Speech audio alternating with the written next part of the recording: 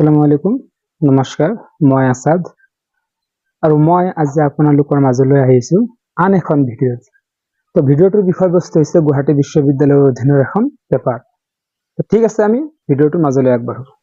তো মই আজি আপোনালোকক যিখন পেপাৰৰ বিষয়ে ক'বলৈ বিচাৰিছিলো সেইখন পেপাৰে হৈছে এইখন। তো যিসকল শিক্ষাৰ্থী এইবাৰ গুৱাহাটী বিশ্ববিদ্যালয়ৰ অধীনত থাৰ্ড সেমিষ্টাৰত মাইনৰ নাইবা মেজৰ পেপাৰখন ইতিহাস বিভাগত নিৰ্বাচন কৰিছে তেনেহলে সেই শিক্ষাৰ্থীসকলে এইখন পেপাৰ পঢ়িব লাগিব। তো এইখন পেপাৰ লিখিলে কোনে? এইখন পেপাৰ লিখিছে বিনয় কলিতা আৰু ইমৰান হুছেইন আৰু পেপাৰখন পাব্লিছ কৰিছে সূৰ্য প্ৰকাশে।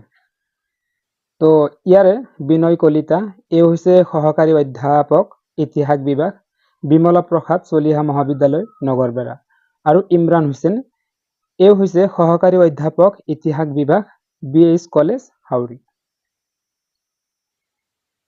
আৰু এই পেপাৰখনত মুঠ গোট আছে 5টা।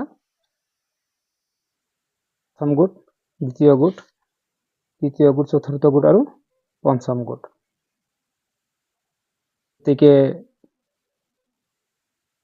সকল শিক্ষাৰ্থীয়ে গুৱাহাটী বিশ্ববিদ্যালয়ৰ অধীনত এইবাৰ থাৰ্ড সেমিষ্টাৰত অধ্যয়ন কৰিব সেই সকল শিক্ষাৰ্থী এইখন পেপাৰ ক্ৰয় কৰিব লাগিব আৰু পঢ়িব লাগিব। তো যিসকল শিক্ষাৰ্থীয়ে এইখন পেপাৰ ক্ৰয় কৰিম বুলি ভাবিছে সেই সকল শিক্ষাৰ্থীয়ে যদি ইচ্ছা কৰে ওপৰত দিয়া লিংকত গৈ আপোনালোকৰ এই পেপাৰখন অনলাইনত ক্ৰয় কৰিব পাৰিব। আৰু যদি ভিডিঅ'টো আপোনালোকৰ ভাল লাগে তেনেহলে ভিডিঅ'টো শ্বেয়াৰ কৰিব আৰু লগত বন্ধু বান্ধৱীক জনাত সহায় কৰিব। আৰু যদি ভিডিঅ'টো আপোনালোকে ফেচবুকে চাই আছে তেনেহলে ফলো কৰিব আৰু যদি ইউটিউবে চাই আছে তেনেহলে সাবস্ক্ৰাইব কৰিব। ধন্যবাদ। আজিলৈকে এইখিনিয়ে। জয় আই অসম।